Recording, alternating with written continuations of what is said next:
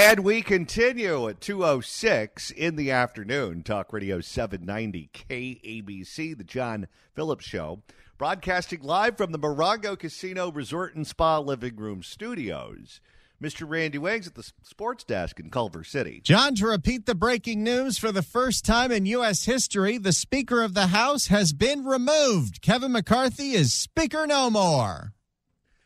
So the images of Kevin McCarthy, or not, excuse me, of McCarthy, but of Matt Gaetz, who was the one that led the effort to kick him out of the Speaker's chair, of him speaking on the floor of the House of Representatives with Ilhan Omar and AOC and that entire crowd sitting in the chairs behind him was quite a sight. And listen to this latest bit of news that just broke. Apparently, in the Democrats' meeting, Dan Goldman, who's a congressman from New York, told his colleagues that he received a call from former Congresswoman Liz Cheney after a recent TV hit. She said that they should get rid of McCarthy, according to two sources who spoke with Goldman.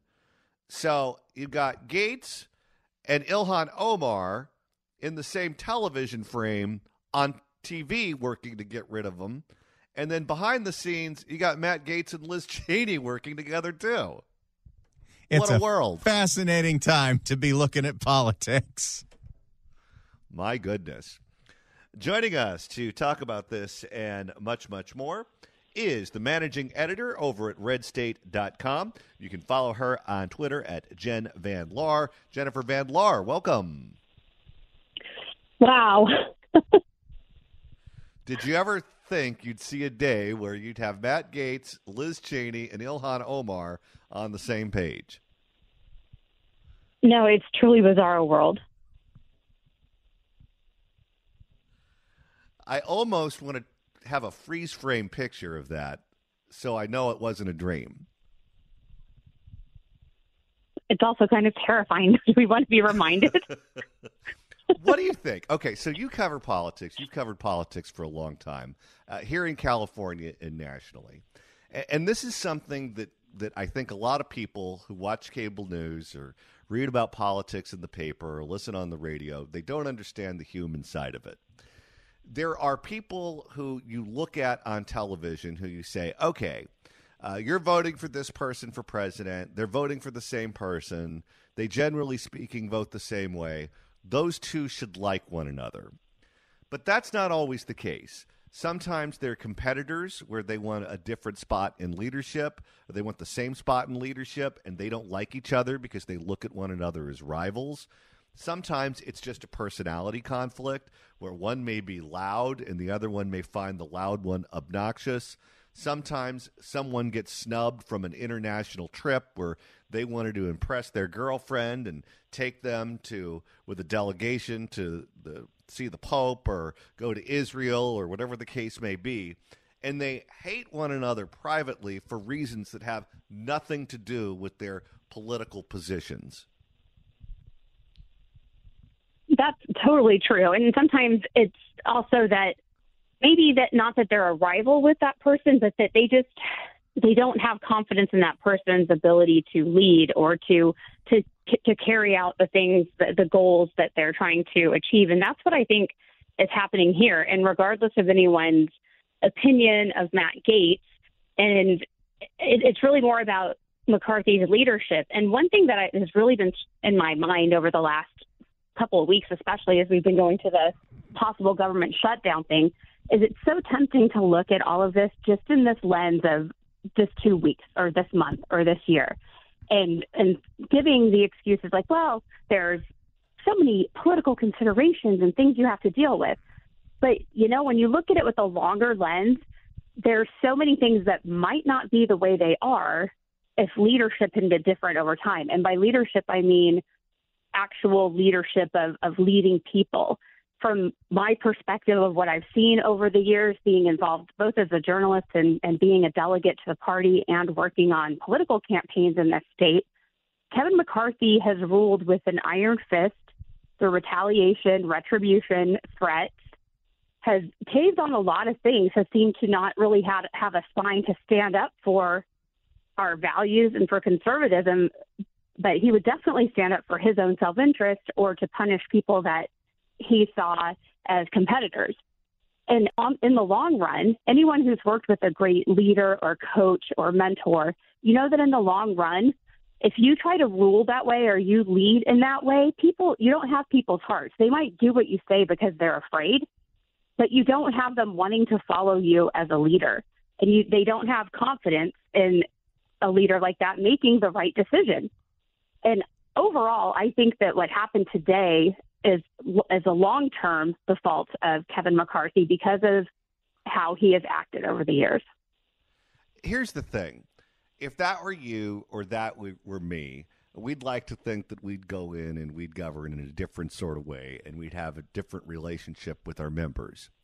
But if you have a 5-seat majority and of those 5 seats, you have people like George Santos and Lauren Boebert and people with lots of problems, and you need all of these people to vote in lockstep on every single subject to get anything done, you have to get them to vote together. You can't allow people to leave the reservation and go off and do their own thing because you're not going to get any votes from the other side. There's essentially no blue dog Democrats left in Congress. They're pretty much ideologically on the same page or varying degrees of left wing. If you're going to keep your people together, you have to let them know that there are consequences for not voting a certain way. If you don't do that, I don't know how you get anything through. I agree with that, but what I'm saying is that had McCarthy been a different or better leader over the years, that it's entirely possible and probable that we would have a bigger majority and that he would be able to get these people to vote how he wanted now because he would have had that history of trust and of getting things done and all those other things. All that said, I think it was stupid of Gates to do this without a plan for where we go from now. He has no plan who's going to be the speaker or any of that. If you're going to go to take down the king and you're going to win, you got to be prepared for what you're going to do next. Well, and what you just described is exactly the same set of criticisms I've seen on Kevin McCarthy over the years. The two main criticisms are they don't trust him and he can't count votes. Fine. If you don't trust him and he can't count votes, then don't make him the speaker. Don't make him the leader. But handle it back then. Don't handle it now. Pick someone else back then to be the speaker, but to give it to him and then at this point in the process say, no, we're taking it away because of all of these criticisms that we had back then, it doesn't make sense to me. I agree. And at the time, I was hopeful, and maybe it's that they were all hopeful that the amount of time it took McCarthy to get the votes to be speaker back in January and the concessions that he had to make, perhaps they were hopeful then that that was enough to get him to be the speaker that they wanted him to be. But I agree that they should have had you needed to have like a safety valve at that point too, other than just that you could vote to vacate the chair. Well, you should have another plan. Okay, well, if he screws this up, we've given him this last chance, then what are we going to do? And that's where I think that they failed. You know, you watch MSNBC or you watch any of the liberal channels on radio or television or wherever, and they're furious at the Senate Democrats for caving to Joe Manchin and Kyrsten Sinema and the conservative members who usually are not conservative, but the least liberal members who typically vote with the Democrats. They're upset that they have so much power in the United States Senate.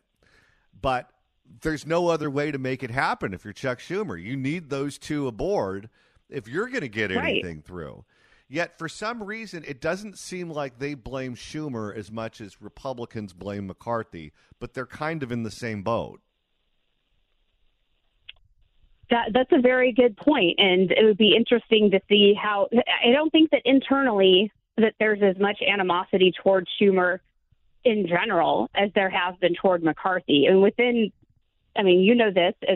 California, there's a lot of animosity within the party at McCarthy, and it's not necessarily all from people who just are his competitors. It's from people who've watched him look at good candidates and decide he didn't want them to succeed, or good lawmakers that he didn't want them to see just because he didn't like them. even though they were good and they were effective. And that's where I think the problem has been with people trusting or liking McCarthy. What do you make? And again, I think we're both on the same page here that whatever Matt Gaetz's beef is with McCarthy, it's beyond the shutdown and beyond Ukraine. But let's talk about that for a second, because there are a lot of people, particularly in the Republican Party, who are upset at all of the graft that's going on right now with Ukraine, about money that's being given to people who are politically connected and may not be spent in ways that we're told it's being spent, and it's time to throw the brakes on all of that. And that's the reason why we should shut the government down, so we stop doing that. I say to myself, okay, you have a point. We shouldn't be wasting our money. We shouldn't be giving our money to criminals. We shouldn't be giving our money to people who shouldn't have access to it. Fine. But I don't believe if you talk to the average person on the street, if you were to go down to the Venice Beach Boardwalk or Hollywood Boulevard or Main Street at Disneyland and ask them, name the top 5 issues that are weighing on you right now, I don't think Ukraine would be in the top 5 for a lot of people. I just don't think it's top of mind for people in ways that other subjects are.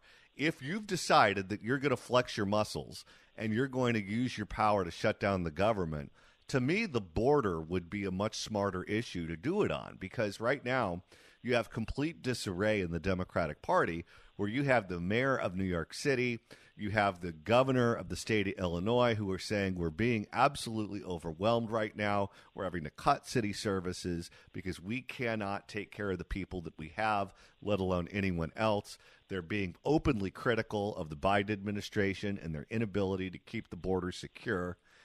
You could, I think there's a unique opportunity right now, if that's the road you decide to go down, where you say, okay, we're going to shut the government down until we get serious about making sure that the border is secure and we know exactly who's coming into this country and out of this country. It may be the only way to get a wall. It may be the only way to get a bunch of different things that we know are necessary to keeping that border secure. If you're going to do it, I think the border is a much better subject to do it on than Ukraine.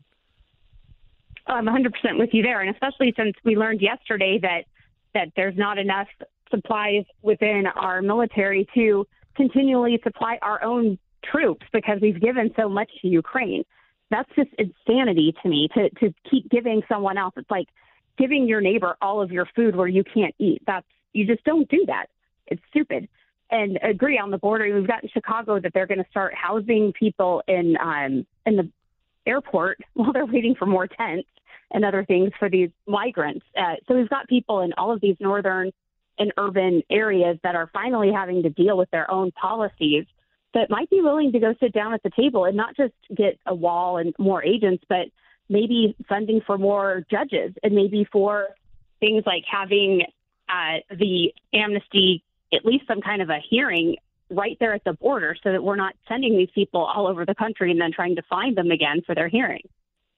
If there's any subject that makes the Biden administration look bad, it's that one. Because as you correctly identified, it's a picture story. You see the images of the people coming across the border. You see the images of people in the airports, of people in the tents. You understand when you see the mayor of New York City on television pleading with the government, the federal government, to do something about this, and the letters from the governor of Illinois, that everyone understands that story. With Ukraine, it is really a corruption story at its core, but it's a corruption story not in the way that Bob Menendez is a corruption story, where there's gold bars and there's envelopes full of cash, and it's easy to see it and easy to connect the dots. With Ukraine, it's a little bit more typical of how politicians use the system to benefit their friends and their benefactors. They wrote the money through a bunch of different ways so it gets to the people it's supposed to go to, and it's a lot more complicated, whereas the border is very easy to understand for the average person. Oh, absolutely, and that's exactly what we need to be able to do, is to be able to just show a picture, to be able to show 2 bullet points or talking points. And with Ukraine and Russia are both bad. And so it's an argument of who's worse, and having to get into Russian history and Eastern European history. And nobody has the stomach for that.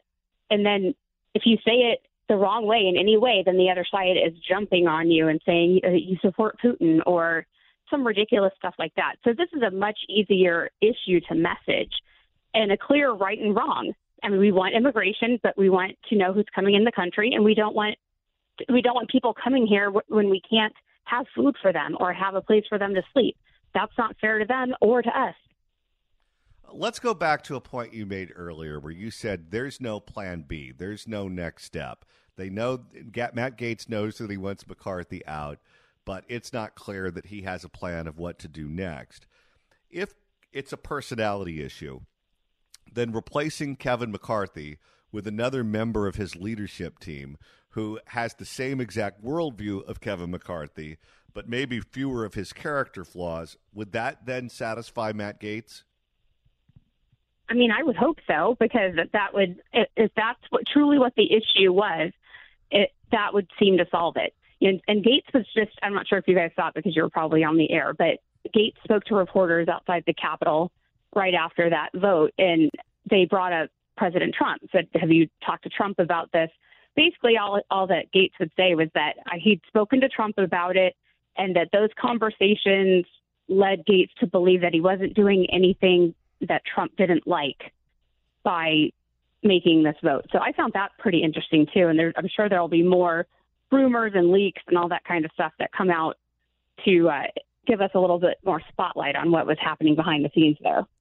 Apparently, Florida Governor Ron DeSantis went on Cavuto and quoted people like Jim Jordan, who was a member of the Freedom Caucus with DeSantis back when he was in the House, as saying there is no plan, that there is no next step. And that right now is what Matt Gaetz is answering questions over right now in Washington, D.C. Here is what Byron York, who is a political writer, was a fixture on Fox and the McLaughlin Group. Here's what he just tweeted out. Matt Gaetz has pulled off what is probably the greatest dog that caught the car moment in American political history. Now comes the time when the dog has to concede he has no idea what to do next. That's exactly where we are. And it's possible that they could let McCarthy be speaker again, that he could be one of the people that people can see as a candidate. And then you could look at this more as like a censure vote or something like that, where it's letting McCarthy know, hey, you needed to actually follow your promises at this point.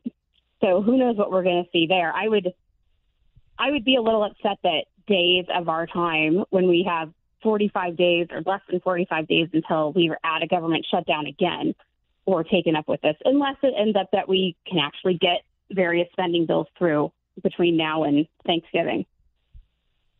Jennifer Van Laar, managing editor at Red State. You can read her online at redstate.com and follow her on Twitter at Jen Van Laar. Jennifer Van Laar, thanks so much for stopping by. Thank you. If you'd like to email the show, you can do so at johnnydon'tlikeshow@gmail.com. That's johnnydon'tlikeshow@gmail.com. And Randy, if you want to listen to our podcast, that is so easy, even I can do it. That's right. Go to KABC.com, click on podcast, or go to the Apple Podcast app, iHeart, Spotify, search for The John Phillips Show, hit subscribe, or even easier than that, search for the KABC AM app in the Apple App Store or the Android Store, because we got a brand new app. It's the easiest way to listen live to the stream, and it's the easiest way to listen to podcasts of The John Phillips Show. It even works with CarPlay. It is incredibly convenient. In fact, it is so easy, I think anyone could figure out how to do this. Barbara Ferrer, can you get the KABC app? I have no idea. Okay, she doesn't know how to do it, but you could figure it out. You're smarter than her. Well, besides all the chaos going on right now in Washington, D.C., we have chaos going on back home, because this is day 2 of no bail in L.A. County. Last week, the Board of Supervisors had a hearing about the brand new zero bail policy, where everyone's passing the blame as to whose idea this actually was. The sheriff of L.A. County, Robert Luna, was there and wanted to make a point to Holly Mitchell that, we're here to look out for the victims, and nobody seems to be talking about them in all this talk about zero bail. Quite frankly, let's hear what the sheriff had to say. We believe that the victims and survivors often get lost in these conversations. So I just want to make sure that we are all keeping a balance between the suspects we arrest and the victims and survivors that we serve on a daily basis, that we in law enforcement see 24/7. And we're the ones in front of these victims and have to look them in the face, our detectives do, and say, I know this just happened, but the guy who did this to you is out on the street. Yeah, that would have to be pretty damn infuriating if that's what your job is. I wouldn't want to have to break that news. It's a balance. It is It's an a absolute balance. And I will just say again that would have been no different if the guy who did that to me had the money to post bail. It would have been no different. Yeah, but he would be incentivized to not commit any other crimes, or he'd have to give back the $50,000. That's right. If you have someone who you know is a bit of a problem, and you have an opportunity to put one additional barrier in between them and you, why not do it? And I would have been equally as harmed and offended by that. And when we talk about victims, when we talk about those who are incarcerated pre-trial, perhaps, who are victims of crime while locked up. Oh, God. There she is again. The victims to her are the criminals. We continue to talk about in-custody deaths. When I think about victims, I, sir, have to think about both populations. No, you really don't. She's unbelievable. Those who are victims of a carceral system and those who are victims of crime.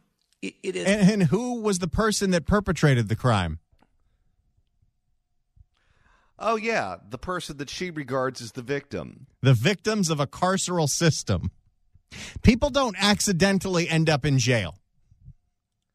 She's a special kind of crazy. Crime. And when you have a board of supervisors with 5 votes, she is very, very powerful. It's one of the most powerful seats in all of government.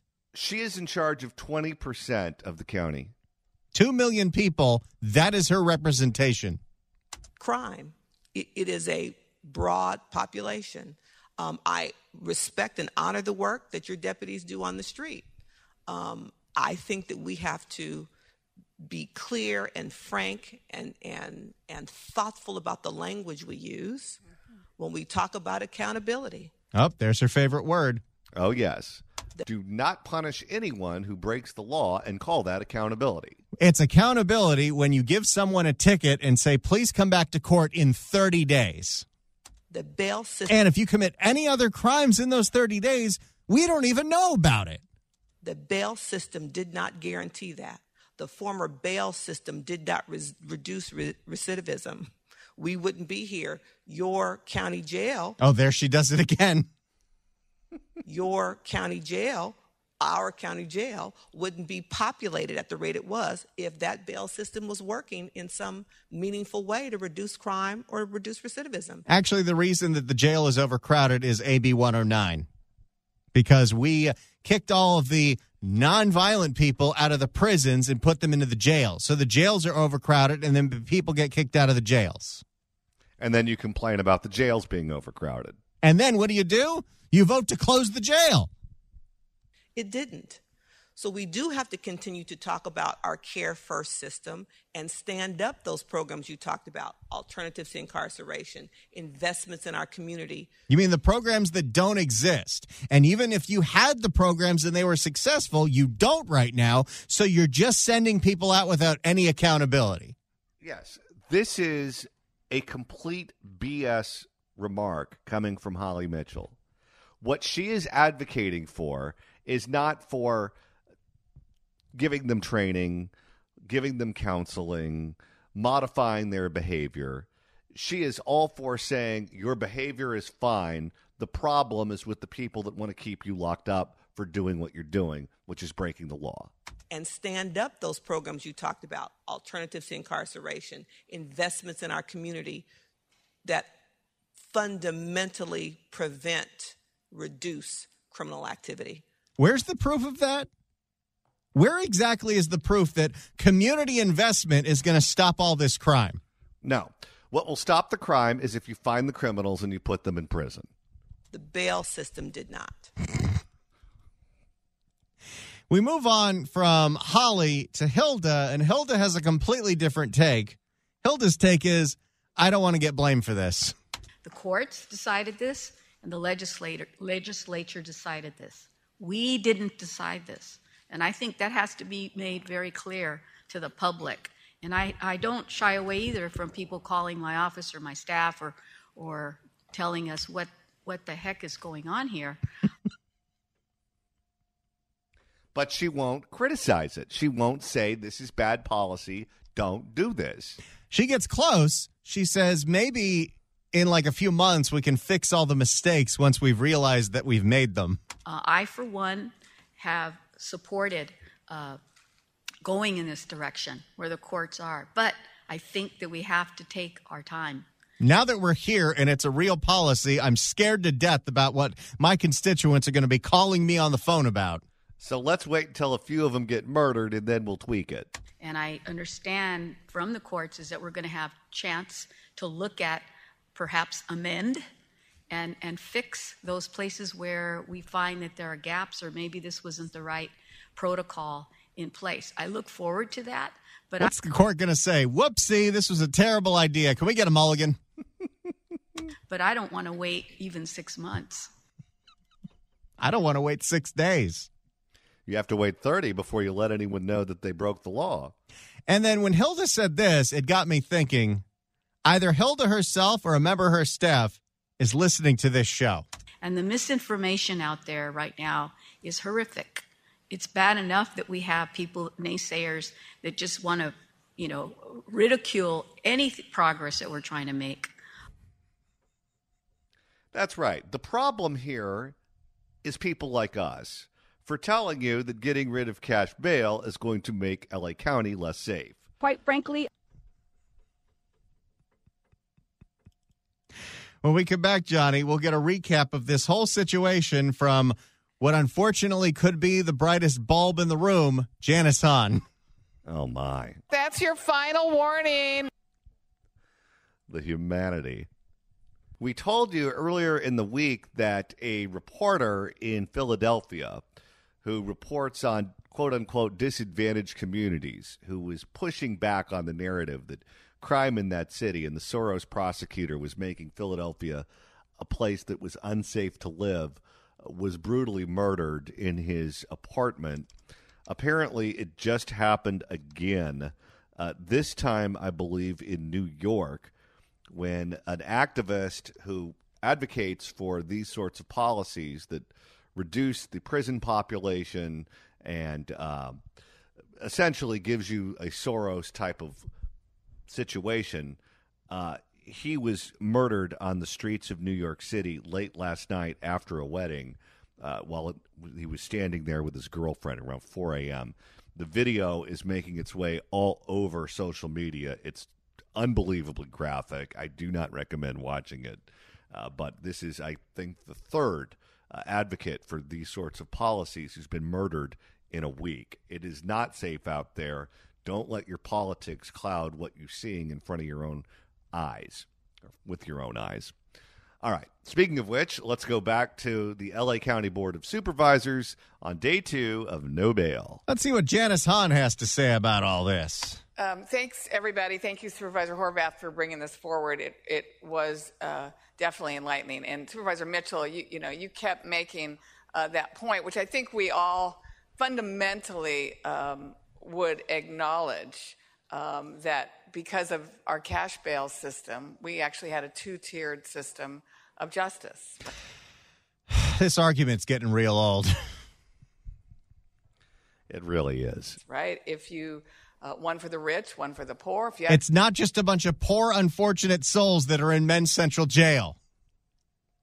One for the rich, one for the poor. If you were arrested for a crime and you had enough money, you could be out of jail. And if you were arrested for the same crime and you were poor, you remained in jail. So this new bail schedule certainly is an attempt at justice reform, which I think we've all been pushing for. But it is so different, and it is certainly causing concern and anxiety out there, not See, now it's real, and now they have to deal with the consequences, and this is why they're all shifting the blame as to who actually started this, because they've been advocating for stuff like this for years and years and years, and now it's happening. That's right. And they believe in equity when it now comes to any financial transaction with the government. So, for example, if you're homeless and you're written a ticket because you're breaking the law and you're caught, they want that person to pay substantially less than someone with a job. And it is certainly causing concern and anxiety out there, not only with law enforcement. And we can see, I'm sure they're going to speak at public comment. We have our police chiefs from various cities that are here to, I'm sure, express their concern, but also from our communities, Sheriff Luna, as you suggested.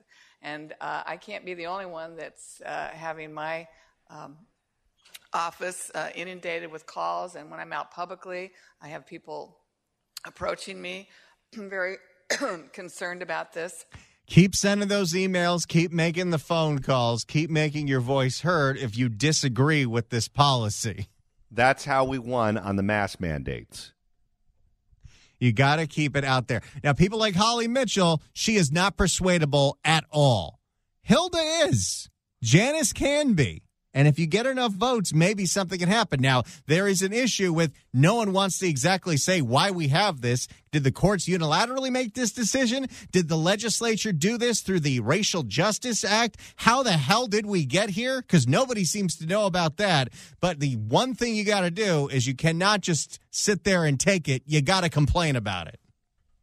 It's 2:53. This is Talk Radio 790 KABC.